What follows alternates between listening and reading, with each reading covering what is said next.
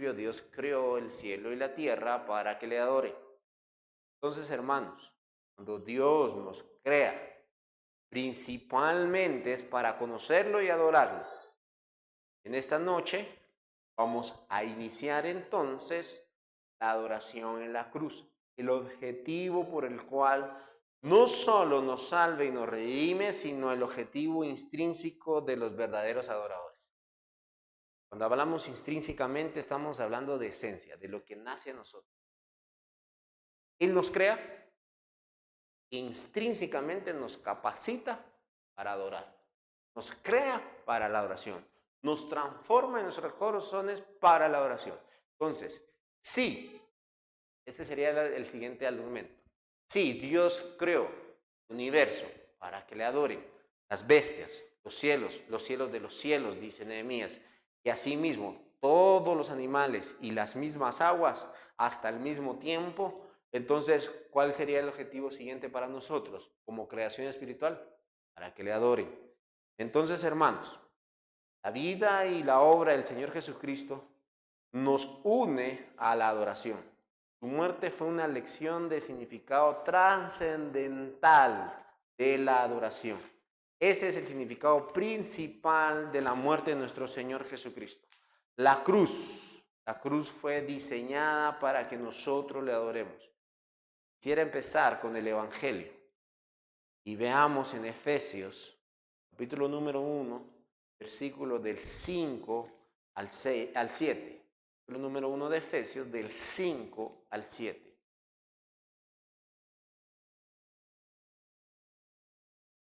Sí, hermano, claro.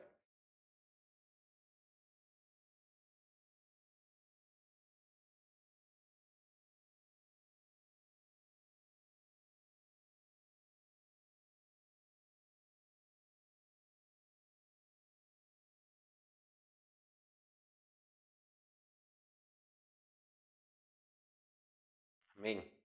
Vemos, hermanos. Dice, en amor habiéndonos, versículo 5, predestinados. Dios escogió hacia los destinos de algunas personas para que, hermanos, a través de nuestro Señor Jesucristo en su muerte, el versículo 6 está, para la alabanza de la gloria de su gracia, en la cual nos hizo aceptos en el amado. En Él tenemos redención. Entonces, ¿qué estamos entendiendo en el versículo 7? Es la muerte de nuestro Señor Jesucristo nos hizo capaces para adorar, y la predestinación de nuestros días hacia el objetivo divino, Él lo hizo simplemente con el objetivo para que tú y yo le adoremos, para que tú y yo le adoremos. Entonces, hermanos, esa es la culminación de la muerte de nuestro Señor Jesucristo. Para eso murió el Señor Jesucristo. Entonces, estamos entendiendo el propósito y el porqué de la muerte de nuestro Señor Jesucristo. Y en eso, quiero que tú vayas en ese propósito y en esa muerte a Romanos 9, versículo 22. Romanos 9, versículo 22 al 23.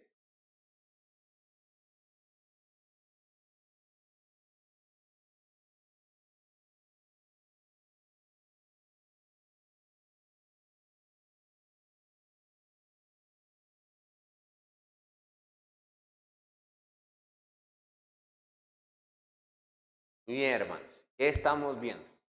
El propósito para hacerse notar, el poder de Dios. ¿Qué estamos viendo? Dios hace vasos de ira y vasos para honra y gloria. Y los dos son de antemano ¿para qué? ¿Cuál es el fin al final? Versículo 23. Para su gloria. Cuando Dios hace notar ese poder creacional, esa función para hacerlo, lo hace simplemente para su gloria. Entonces, todo el poder creacional que Dios tiene y lo ha manifestado a nuestros ojos, simplemente lo está haciendo para su gloria, como lo leímos en Efesios. Entonces, hermanos, regresando a Efesios para que podamos entender realmente el Evangelio, vean lo que dice el 12 y el versículo 14. Ahí en Efesios, primera Efesios 12, primera Efesios 12 y el 14.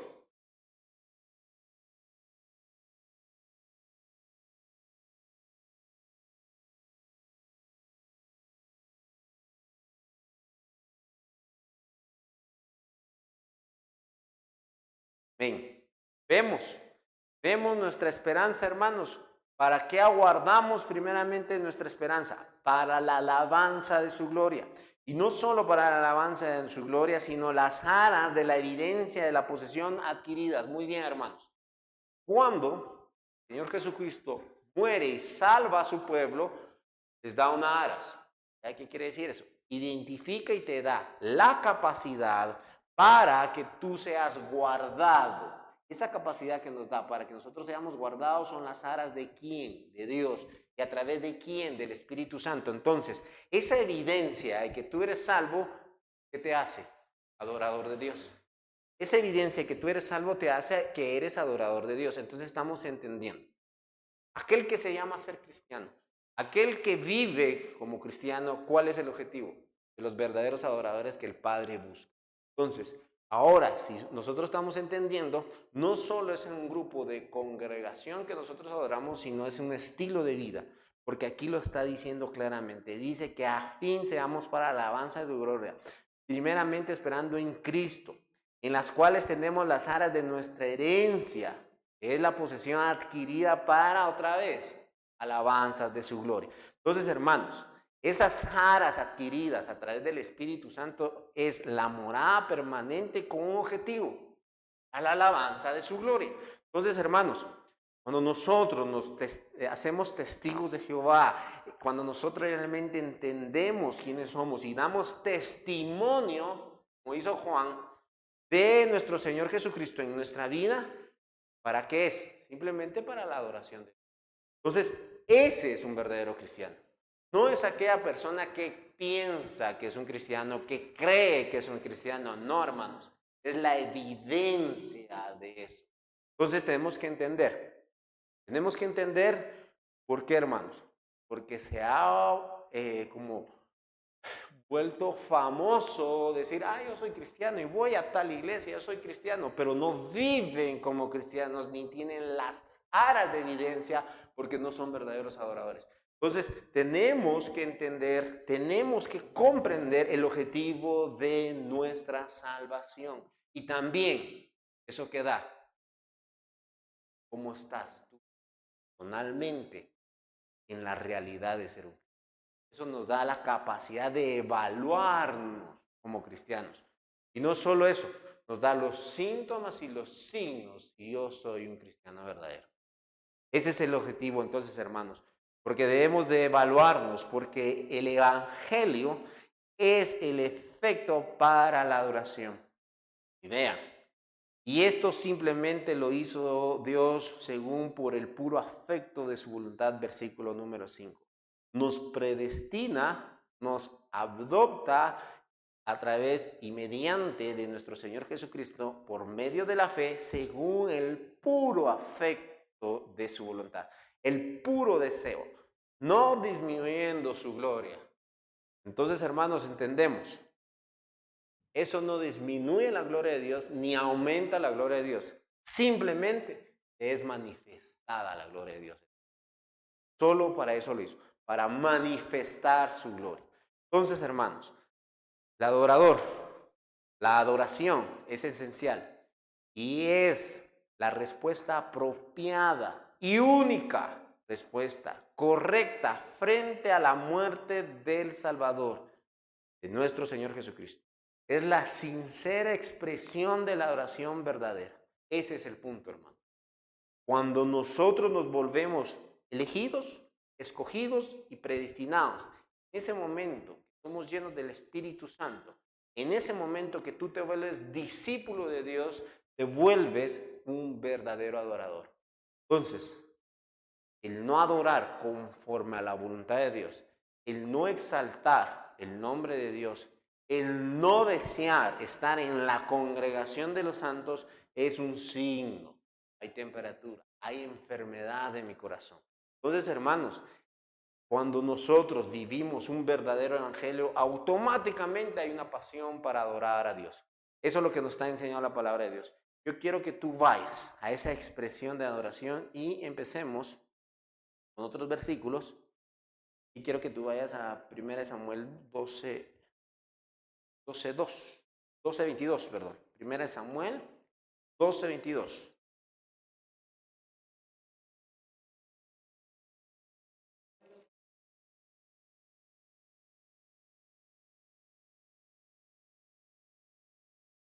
Ahí está el principio, hermanos. Esa es la permanencia que nosotros tenemos. Esa es la expresión sincera que nosotros tenemos. ¿Por qué tenemos esa expresión sincera y esa permanencia sincera? Porque Jehová no nos ha desamparado, porque Él nos ha elegido.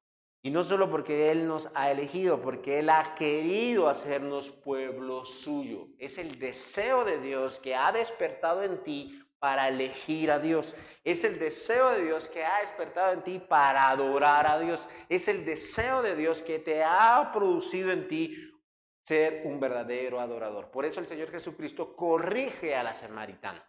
Porque como hablamos la última vez, ¿ellos qué estaban haciendo? Definitivamente estaban adorando, porque ese es el tema principal, tanto los judíos como los samaritanos, pero no estaban adorando en que conforme a la palabra de Dios, conforme al deseo de Dios, conforme a la fórmula de Dios. Entonces, hermanos, ahí está la perseverancia, ahí está la libertad en la adoración que nosotros podemos tener en Cristo Jesús, pero se vuelve una expresión verdadera continuamente en mi vida. Eso es un verdadero adorador. Eso es estar conforme al propósito de Dios. Entonces, vemos el compromiso de Dios. Y el compromiso de Dios es por su nombre. Entonces, hermanos, en ese principio quiero que tú vayas a 2 Tesalonicenses. Veamos si es el evangelio de Dios, si es la predicación de Dios y si es la obra de Dios, tiene un objetivo. Porque si usted ve, Dios es muy ordenado. Dios es un Dios de orden. Entonces, hace una cosa para que haga un efecto de una cosa. Hace esto por una razón con esto. Entonces, siempre Dios en su creación tiene un orden. Vean la creación que tiene Dios en nosotros. Según de Tesalonicenses 1, versículo 11 y versículo 12. Según de Tesalonicenses 1, 11 y 12.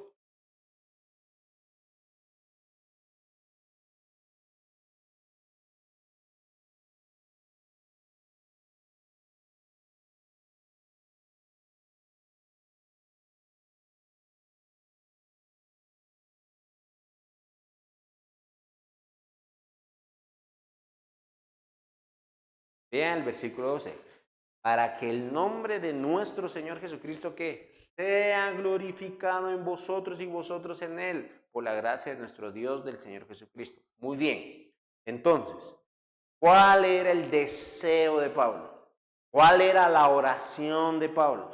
¿Cuál era el fin supremo de Pablo para los tesalonicenses? Y no solo para esos, para todas las iglesias.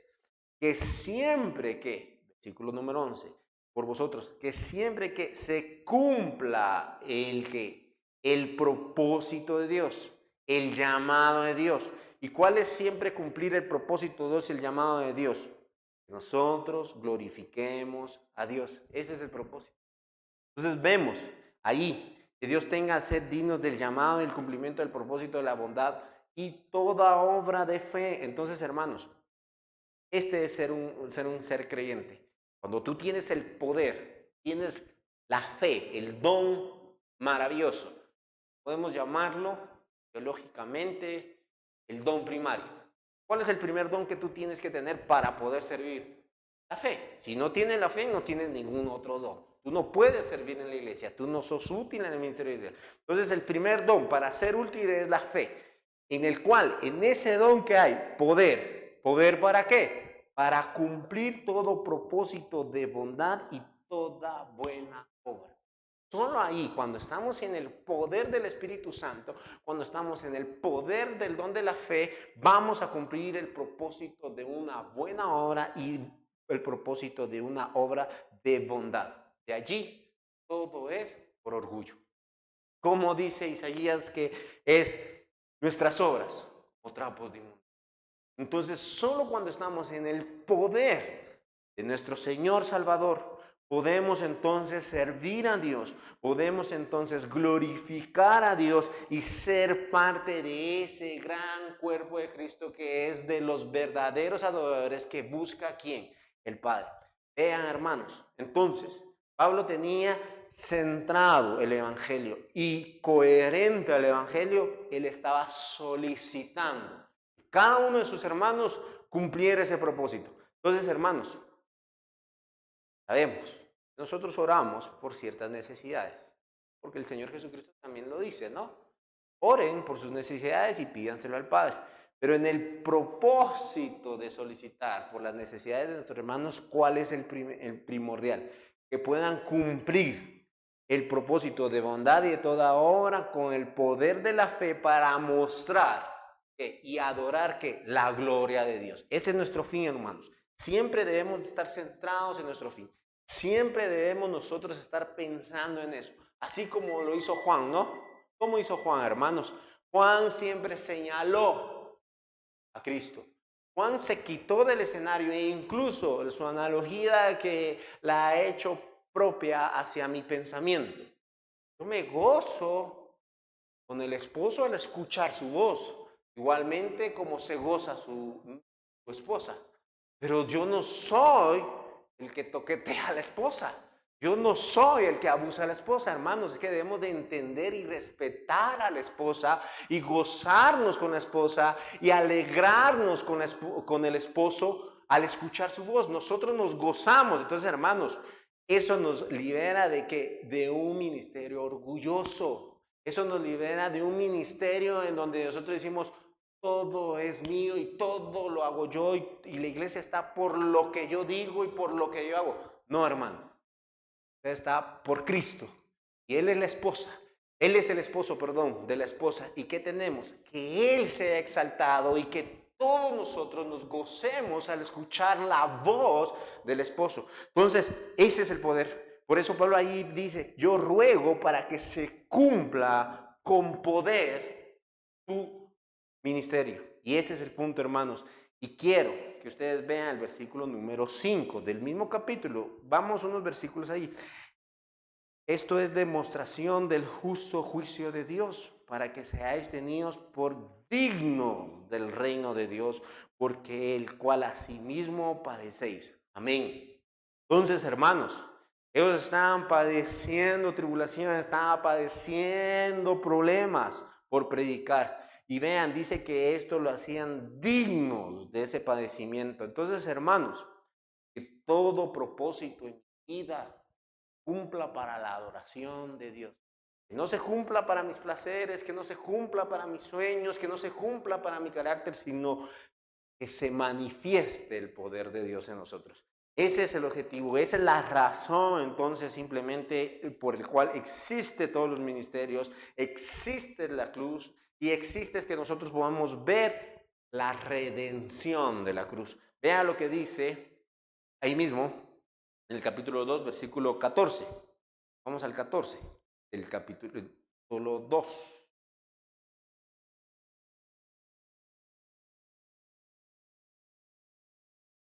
Amén. Otra vez. ¿Para qué nos llamó, hermanos? Para alcanzar la gloria de nuestro Señor Jesucristo. Para exaltar. Nuevamente estamos viendo que somos adoradores de nuestro Señor Jesucristo.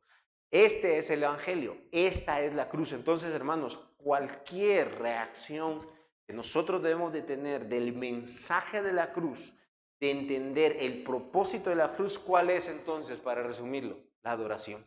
La adoración es el efecto y la esencia de haber creído en el Evangelio. Ese es el efecto y la esencia. Ese es el efecto y la esencia. Si no vemos ese efecto y esa esencia, dudamos de la salvación del hombre. Porque la salvación no fue hecha simplemente para librarte del juicio de Dios, para librarte del infierno, para librarte de tus pecados en esta tierra, para tener buenas cosas, ¿no? Como la teología de la prosperidad.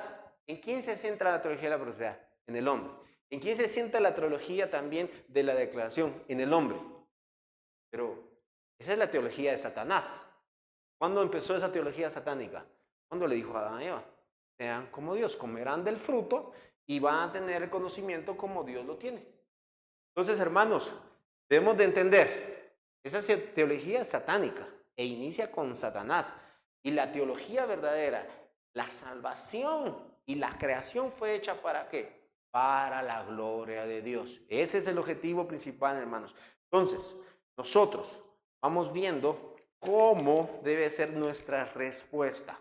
Muy bien, entonces, si estamos entendiendo que la salvación fue para la gloria de Dios, para el llamamiento que nosotros tenemos, para alcanzar y hacer ese propósito de bondad y de buenas obras con la fe, cuando nuestro Señor Jesucristo vino al mundo, que tuvo que recibir gloria.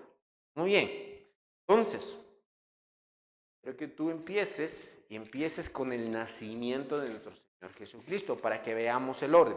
Si Dios creó el mundo para su gloria y Dios creó también la salvación para su gloria, definitivamente cuando Él venía al mundo tenía que ser glorificado, ¿no?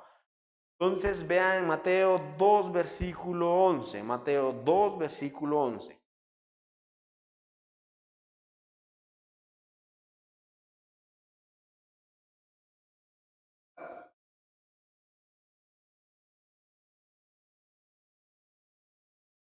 Vean cuando vieron al niño al entrar a la casa. En otros evangelios dice al mesón. Aquí está hablando ya de la casa. Pareciese que el Señor Jesucristo nació en el mesón y fue trasladado a una casa. Fue llevado como a la parte de un cuarto. Entonces, eso es lo que nos está diciendo. Fue colocado en un cuarto. Pero eso no es tan importante. Lo más importante que quiero que ustedes vean es que cuando lo adoran con tres características. Primero, le adoran con ¿qué, hermanos? Oro. Es entonces, si ustedes se recuerdan, ¿quién estaban adorando ahí? Los reyes magos, ¿no? Que eran príncipes, realmente. Y los príncipes que llegaron ahí, definitivamente no iban tres individuos. Yo soy príncipe, vengo con mi delegación de ejército. Y los tres iban con una gran delegación, por eso Herodes se asusta. Dice, aquí nació un rey. ¿Por qué? ¿Quién visita a los reyes? Los reyes, los mismos reyes. Ahora ya entendemos. Los mismos reyes fueron a adorar a un rey. ¿Por qué? Porque solo a los reyes les daban ¿qué? Oro. Y no solo a los reyes. ¿A quién le daba en esa época adoración con incienso y mirra? Con esas flores. Dioses. Entonces no era un simple rey. Era un rey a Dios. Vemos ahí entonces eso. Ahora también comprendemos que esas culturas eran babilónicas. Izquierdas. La Iglesia Católica tiene culturas babilónicas. La adoración con incienso eran de esos dioses que se le entregaban a los dioses, principalmente al dios de Baal. Entonces, por eso ellos llegaban con eso, porque no solo estaban adorando a un rey, sino estaban adorando a un dios. Y ese es un principio, hermanos. Nosotros tenemos que entender el trasfondo histórico para entender por qué le dieron oro, incienso y mirra. Y vemos su adoración. Y dice que ¿qué hicieron? Se postraron. No solo le adoraron, los que se inclinaron hacia él. Eso es que, hermanos, de un rey a otro, sumisión. Se sometieron al Dios verdadero, se sometieron al Hijo. Y solo era un niño. Entonces, hermanos, tenemos que ir entendiendo. Vemos, el nacimiento de Dios fue un milagro, sí, porque era un Dios encarnado y eso es lo que nos está manifestando allí. La adoración perfecta que Él busca. Los verdaderos adoradores, hermanos. Entonces, vean y corramos un poquito más en Mateo 8, versículo 2. Mateo 8, versículo 2.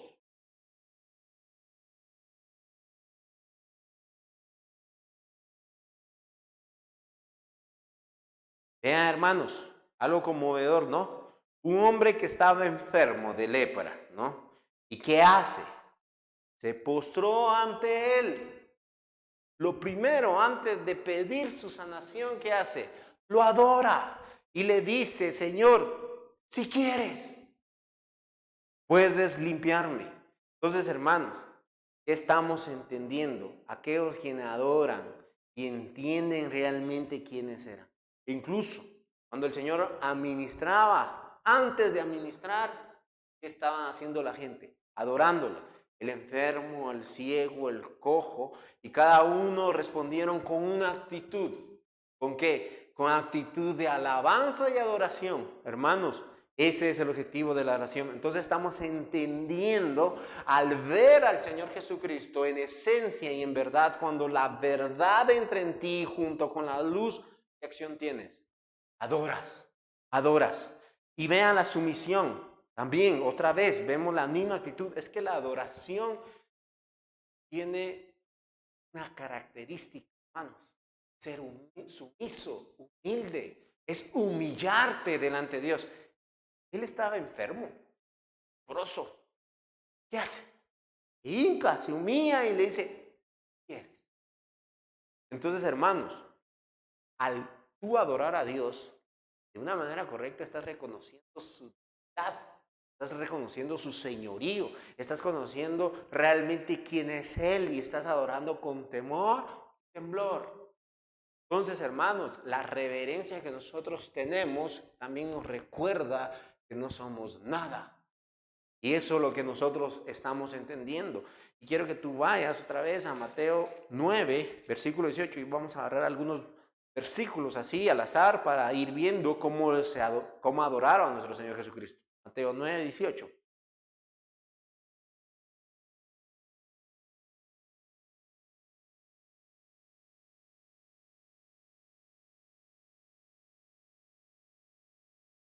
Vean, hermanos, en este versículo, cuando él estaba hablando que del nuevo pacto.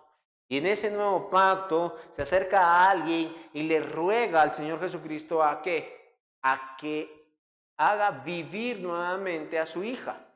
No solo reconoce que en Él está la vida, no solo reconoce que Él tiene el poder para resucitarla, sino hace una actitud antes hermosa. Vino un hombre principal y se postró ante Él. Y luego habla y reconoce que no solo es el autor del nuevo pacto, sino es el autor de la vida eterna. Entonces, hermanos, vemos, cuando tú reconoces el nuevo pacto, cuando tú reconoces quién puede dar vida eterna, ¿qué haces?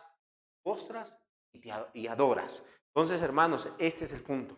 Y vean, quiero que ustedes vean al 14, versículo 33. 14, versículo 33.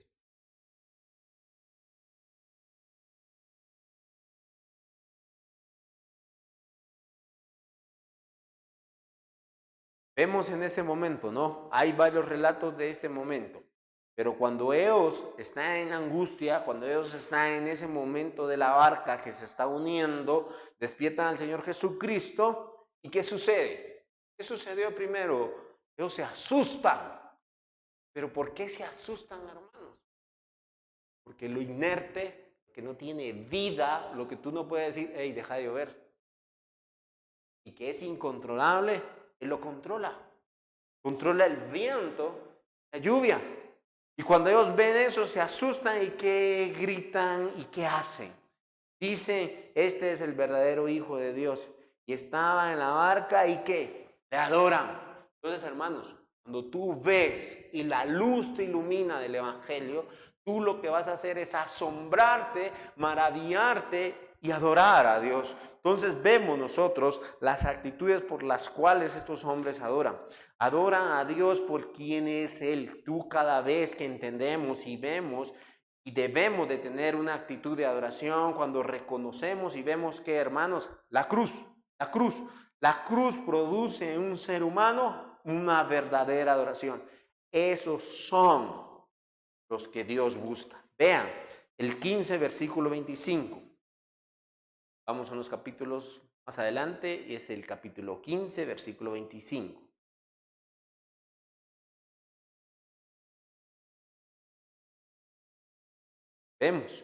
Vemos qué hizo para pedir salvación.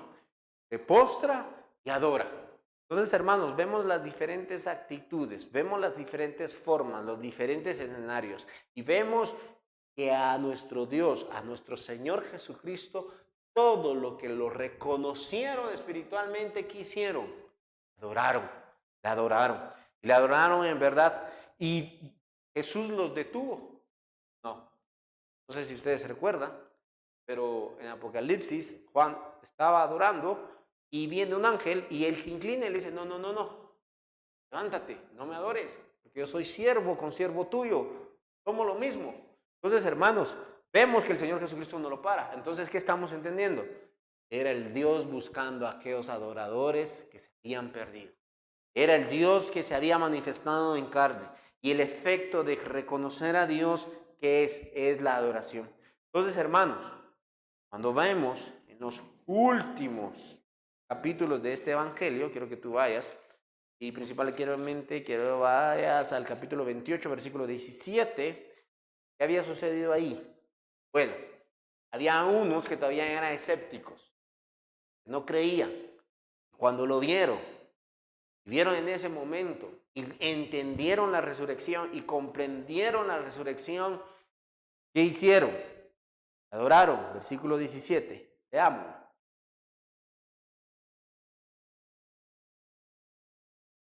Entonces todavía algunos eran escépticos, algunos no habían creído en total, pero al final ¿qué hicieron?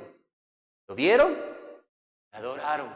Entonces, hermanos, por supuesto, hemos entendido algunos episodios que nos demuestra la pura adoración aceptable.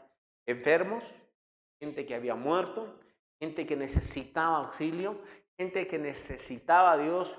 Vemos la adoración, vemos la acción de la adoración. Entonces, hermanos, esta es la adoración aceptable. Realmente, ¿cuál es la adoración aceptable? Es mirar a Cristo. Mirar a Cristo. No es lo que tú crees, no lo que tú interpretas, no lo que tú quieres vivir, es lo que Dios quiere mostrar. Y ese es el punto. Dios muestra a los que Él ha elegido. Dios se manifiesta a los que Él ha elegido. ¿Para qué? Para que podamos adorar a Dios. ¿En qué? En el poder de la fe. No adoramos en nuestras capacidades, no adoramos en nuestras fuerzas, sino adoramos en la llenura del Espíritu Santo. Solo ahí hay la verdadera adoración. Entonces, hermanos, en el Evangelio de Juan también invita a la adoración en los capítulos 2. Cuando él llega a dónde, hermanos, el capítulo 2, si tú te acuerdas dónde llega, la entrada de Jerusalén, y el primera entrada que él hace a Jerusalén, ¿a dónde va? Al templo. ¿Y qué hace en el templo, hermanos? ¿Se acuerdan? En el inicio del ministerio de nuestro Señor Jesucristo, ¿cuál es el primer acto que Él hace? Limpiar el templo. ¿Por qué? ¿Por qué eso hace? Porque Él quería a los verdaderos adoradores. Y ahí no estaba delante de su presencia los verdaderos adoradores. Entonces la primera acción que fue expulsar a los falsos adoradores. Él venía a buscar a los verdaderos adoradores. Y la primera acción que hace en el templo de Israel es expulsar a los falsos adoradores. Ahora ya entendemos también por qué el Señor Jesucristo, ¿a dónde está ahora? A la diestra de su Padre. Pero no solo a la diestra de su Padre, Él no está descansando. Jesús está activo. ¿Y dónde está activo? Iglesias. Dando y evaluando, ¿qué? La adoración. Entonces, hermanos, este es el punto. Realmente nosotros debemos de entender quién es nuestro Señor Jesucristo, cuál fue, y realmente debemos de comprender que Él no ama la falsa religión. Él no ama esa adoración falsa. Y Él está purificando su templo, Él está limpiando su templo, Él está allí realmente guardando su templo. Hermanos, y también vemos nosotros cuando habla con Nicodemo, en el capítulo 4 de Juan. ¿Y saben quién es Nicodemo? O 3, creo yo. Veamos. Déjenme ver. Solo confirmar. Sí, es 3 en adelante. Le predica a Nicodemo. Había un hombre que era fariseo que se llamaba Nicodemo. Él era un estudioso de la ley. E incluso le predica a Nicodemo. Y luego Nicodemo, ¿qué se convierte, hermanos? El primer adorador verdadero. Nicodemo era aquel que Dios buscaba. Y esa cita en ese momento era tan necesaria. Por eso dice el Señor Jesucristo que era necesario que Él viniera. ¿Por qué? Porque Él ya tenía las citas divinas. Ya se había predestinado su destino a Nicodemo, así como cada uno de nosotros, hermanos. Entonces, hermanos, vemos el fin y la realidad de la adoración. Conocemos la manera en que Dios nos dirige a la adoración y entendemos el objetivo del Evangelio. Tú y yo fuimos salvos simplemente para adorar, para servir a Dios. Y eso es la esencia del Evangelio, y esa es la esencia de reconocer a Cristo como tu único y suficiente Salvador, la adoración. No hay otra manera. Esa es la verdadera realidad de un verdadero cristiano. Allí lo demás son especulaciones, no son realidades. Esa es la verdad del Evangelio. Y vemos, hermanos, entonces, cuánta necesidad también tenemos de predicar el verdadero Evangelio. Cuánta falsa idea hay de gente que adora a Dios. Cuánta idea fracasada del ser humano de crear su propia adoración, que simplemente va a ser juicio para ellos. Porque es Dios y el plan de Dios, y es la forma en que Dios diseñó para que todos lleguen a ese evangelio, para que todos lleguen a ser verdaderos adoradores. Entonces, hermanos, tú estás entendiendo realmente cuál es el objetivo de la adoración. Y quiero que tú vayas un poco más de la gloria de Dios, de cómo está ligada a eso. Y no simplemente fue diseñada para el pueblo ¿cómo se llama? De su salvación, sino también para el pueblo de Israel. Y ligada con Moisés, con Josué. Quiero que tú vayas a Deuteronomio.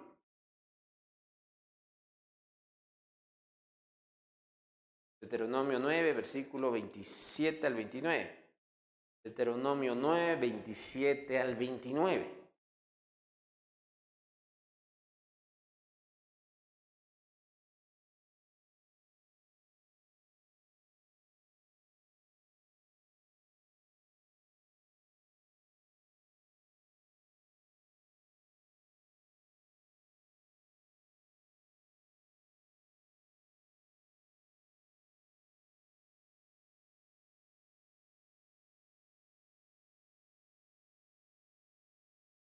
Vean la oración de Moisés, hermanos. Está apelando primero, ¿qué? A la promesa que le hizo a quién, a Abraham, a Isaac y a Jacob. Y no solo eso, sino está diciendo, ¿qué van a decir de ti? Eres un Dios inútil, que los sacaste a que mueran en el desierto, que los libraste del pueblo de Egipto de la esclavitud, a que dieran 40 vueltas y que nunca llegaran a la tierra prometida. Eso es lo que está diciendo. Entonces, hermanos, vean con qué apela: al gran poder y al brazo extendido. Entonces, hermanos, ¿a qué está apelando ahí? ¿A qué está ligado ahí la oración a su gloria? Está diciendo, no, si tú lo salvaste por tu gloria, si tú lo hiciste con tu poder, si tú lo hiciste con tu brazo, si tú lo hiciste por tu planificación eterna, si tú lo hiciste para tu gloria, cúmplela, hazlo. Tú eres el Dios de las promesas, tú eres el Dios realmente que ama y es misericordioso. Hazlo por tu gloria, hazlo para que sea manifestada tu gloria. E incluso este pueblo, ni su impiedad ni su pecado, dice. Entonces, ¿qué estábamos entendiendo?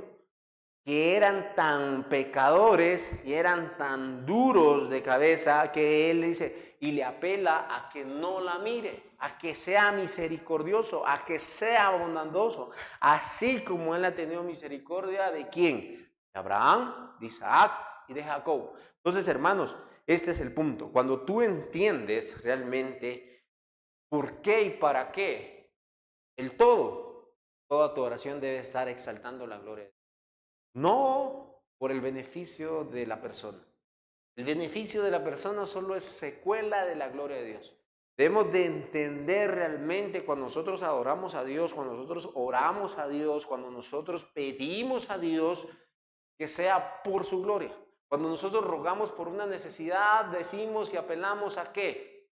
A que esté bien el hermanito. No, hermanos. A que Él, como Padre misericordioso, como Dios bondadoso, como así tuviste compasión para salvarnos, ayúdame en esto. Sálvame en esto. Manifiesta su gloria, que manifieste su poder, que manifieste su bondad, que manifieste su brazo extendido. Entonces, hermanos, cuando nosotros empezamos a entender ese principio de la gloria de Dios, cuando nosotros comprendemos ese principio de la gloria de Dios, es las mismas actitudes que tuvieron en Apocalipsis los ancianos. Yo quiero que tú vayas un poquito y regresemos a ese episodio. Yo creo que hemos leído ese Apocalipsis 19, versículo 4. Vean, 19, versículo 4. Pero debemos de entender realmente qué sucedió en ese episodio, para que entendamos que todo fue hecho para la alabanza de su gloria. En ese momento, para que tú te recuerdes, ¿dónde están esos ancianos? ¿Dónde está Juan en esa visión? Está en el cielo. Está en el cielo, entonces no te olvides. Si Moisés lo hizo para los de la tierra, el mismo objetivo tiene que ser para dentro del mismo cielo. Y vean, 19:4.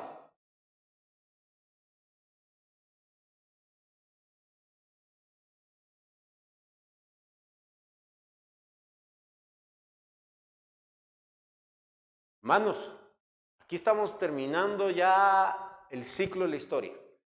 Hemos visto, si usted te recuerdas, que se han derramado los sellos, las copas y las trompetas. Entonces estamos llegando a la conclusión de la historia. ¿Cuál fue la conclusión de la historia? Dice que los 24 ancianos, los 4 seres vivientes, se postraban en la tierra y que adoraban a Dios. Entonces, hermanos, ese es el propósito de toda la historia del mundo. El propósito de la historia también de que, entonces, de la redención, la historia de la cruz, el propósito es que todos le adoren y todos canten al unísono. Entonces, hermanos, estamos entendiendo cuál es el propósito de la historia. E incluso, hermanos, cuando Juan se equivocaba, porque definitivamente ver a un ángel, a ese ser divino, hay un efecto del cual tú no has visto. Y vemos a Juan ahí adorarlo en el versículo 10, y él se postra de sus pies y le adora. Y él me dijo, mira, no lo hagas, yo soy consiervo tuyo y de tus hermanos que retienen el testimonio de Jesús. Amén. Hermanos, es que los ángeles saben la historia.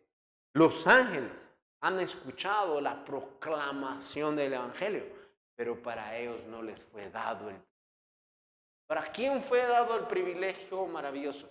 Para ti, para mí. Hombres. ¿Y para qué hombres? Para los redimidos, a la iglesia, para aquellos que han visto la cruz. Entonces, hermanos, tenemos un gran privilegio, y ellos vean cómo lo ven. Los que han retenido el testimonio de Jesús adorarán a Dios, porque el testimonio de Jesús es el espíritu de la profecía. O sea, la esencia. Cuando habla de profecía, habla de la palabra, ¿no? La esencia de esto, ¿qué es? Nuestro Señor Jesucristo. Para que esos adoradores adoren ¿en qué? Verdad y en espíritu. Entonces, hermanos, esa es la esencia de la profecía. Entonces, hermanos, esto es maravilloso. Nosotros debemos de adorar a Dios. Ese es el objetivo por el cual nosotros nos reunimos. Ese es el objetivo por el cual nosotros tenemos la libertad en Cristo. ¿Para qué? Para adorar a Dios. Ese es el evangelio verdadero y eterno. Ese es el mensaje de Dios dado desde entonces. ¿Desde cuándo? Si un ángel se lo está diciendo. Eternidad. Ese es el objetivo. Los ángeles fueron creados primero que nosotros, hermanos. Ya habían escuchado el evangelio. Y ellos por eso estaban en la expectativa. Cuando nosotros estamos trabajando y llega un alma. ¿Qué dice Hebreos? Que ellos se regocijan. Y los cánticos de los ángeles alzan la voz y celebran cada vez que se cumple la profecía en Cristo Jesús. Entonces, hermanos, cuando nosotros entendemos realmente qué es el evangelio y entendemos el tema esencial de las Escrituras, tenemos el tema principal del principio a fin, de pasta a pasta. Tenemos el tema, e incluso no solo total de las Escrituras, sino el tema de la historia final. Nosotros sabemos que va a terminar esta historia. Es un hecho, aunque el hombre no quiera, pero lo va a hacer. ¿Y cuál va a ser la conclusión del tema? Tú ya lo sabes. Vívelo. Vive en ese tema. ¿Por qué? Es el fin de la historia. Es el fin de cada uno de nosotros. Es el fin de este universo. Entonces, adorar a Dios verdadero, viviente y glorioso, antes de la creación y después de la creación, en la eternidad pasada y en la eternidad futura, a lo largo del tiempo, la adoración es el tema central de todo. Entonces, hermanos, si la adoración es el tema central de todo, a menudo, ¿qué está haciendo y a menudo qué está ocasionando las iglesias? Están fallando el tema central de la adoración. Están fallando en lo que Dios les mandó. Y esas iglesias, ¿qué están haciendo? Están siendo juzgadas por nuestro Dios. Entonces, hermanos, nosotros debemos de estar comprometidos en buscar la gloria de Dios en todo lo que hacemos, en todas nuestras acciones, en todos nuestros pensamientos, en toda nuestra manera de hablar. Ningún creyente entonces está satisfecho realmente de estar adorando a Dios y ha entendido la verdad, si ha comprendido la verdad. Tú no deberías de estar satisfecho a orar a Dios un día, ahora, en un momento.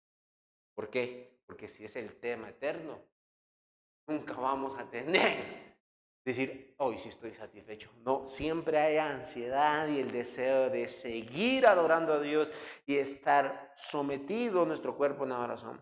Entonces, hermanos, por otro lado, quienes se rehúsan a adorar a Dios de la forma adecuada, sufren una eterna separación de su presencia, hermanos. Por eso nosotros vemos en Romanos 1, versículo 18. Vamos a Romanos 1, versículo 18. Quiero que tú vayas a Romanos 1, versículo 18. Y vean esa separación eterna.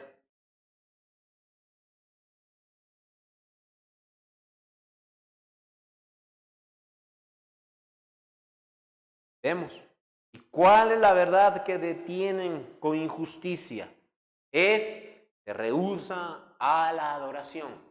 Se rehúsa a la adoración. Entonces, hermanos, vean lo que dice el 19.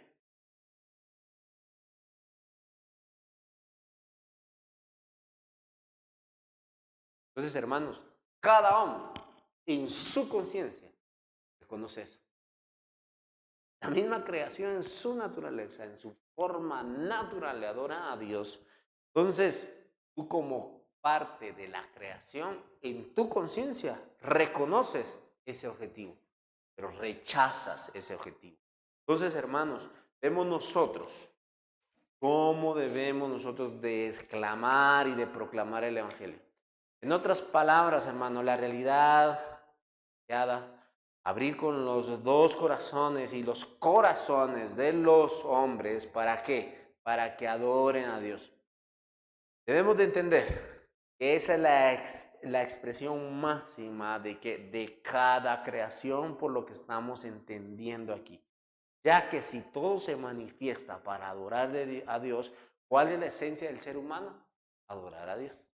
Y estamos entendiendo que si se manifiesta en cada creación, esa es la esencia y ese es el objetivo principal de cada hombre creado en este mundo. Y vean, versículo 21, ¿podemos leer el 21 para ir terminando?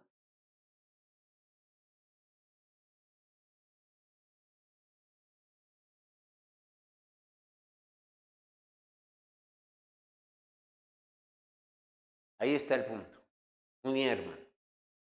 Dice, y habiendo que conocido, mi hermano, todo ser humano conoce a Dios. Y por propia voluntad ha revelado. Entonces, hermanos, nosotros como creyentes debemos de hacernos. Tú adoras a Dios por la voluntad, porque si no, estás con conocimiento dando a Dios. Entonces, hermanos, el cristiano es un adorador de Dios. No está preocupado en obtener algo. El verdadero cristiano, ¿en qué está preocupado? Dar algo. En ofrecerse como un sacrificio vivo y agradable, dice la palabra. Entonces, hermanos, este es el punto. Nosotros nos ofrecemos como sacrificios agradables delante de Dios. Y un verdadero cristiano no está en obtener beneficios. En decir, bueno, si yo soy hijo de Dios y tengo la forma de Dios y ante a Dios, declaro enfermedad. No, hermanos, si Dios quiere, declaro sanidad, perdón. Si Dios quiere enfermedad en nosotros, es para su gloria. Si Dios quiere que nosotros seamos pobres, es para su gloria. Y si Dios quiere darnos riqueza, como se lo dio a Job y a otros, es para su gloria. Es que ese es el objetivo. Nosotros no estamos preocupados en obtener beneficios de Dios. Nosotros estamos preocupados en adorar a Dios, no importando cómo. ¿Qué sentido? No importando cómo económicamente, físicamente puedo estar enfermo, ¿no? Pero mi objetivo en todo esto es adorar a Dios, exaltar su nombre. Entonces, hermanos, nosotros no solo estamos, ¿usted me está entendiendo? Bendición. Nos estamos ofreciendo a Dios un sacrificio vivo. El sacrificio vivo de compartir. El sacrificio vivo de hacer obras. ¿De qué dijimos? Obras de justicia a través del poder de Dios. Entonces, esa es la base de la adoración. Todo lo que tú haces debe de hacer en base a eso. En el poder ¿de qué? De la fe. En el poder que Dios tiene. Por eso ese era el objetivo de la oración de Pablo. Él oraba para que los de Tesalonicenses que cumpliera con poder ese objetivo. Entonces, hermanos, la adoración es la llave que abre la puerta y hace posible entonces que yo sirva a Dios, a que yo sea un verdadero. La salvación es la que se transforma en ¿qué? En un adorador aceptable. Entonces ese es el medio en el cual nosotros podemos adorar a Dios de verdad. Si usted ha sido redimido, no está adorando a Dios de una forma aceptable, está negando entonces por qué fue redimido. Piénselo, adorar a Dios es un estilo de vida para usted. Las Escrituras nos dice, el destino nos llama a adorar. La eternidad, ¿qué nos hace? Nos llama a adorar. Los ángeles nos llama a adorar. El cielo nos llama a adorar. La creación nos llama a adorar. Cada cosa nos llama a adorar. Nuestro Señor lo ordenó de esa manera, para que tú entendieras y tú vivieras como un verdadero adorador. Entonces, hermanos, nuestra adoración debe ser siempre dirigida a Él. Quiere decir en esto, mi vida totalmente debe ser dirigida a la adoración de nuestro Dios. Oremos. Señor, damos gracias, Señor, por poder entender realmente qué es la marca de un creyente, qué es ser un creyente. Es por el cual nosotros adoramos a Dios y vivimos en adoración total, en sometimiento a la palabra de Dios. Que podamos ser evaluados delante de las Escrituras. Nosotros no estamos conforme a la fórmula, conforme a lo que tú determinaste que es una adoración, que es ser un adorador. Permítenos, Señor, entenderlo, vivirlo y expresarlo. Que eso es estar en la verdad.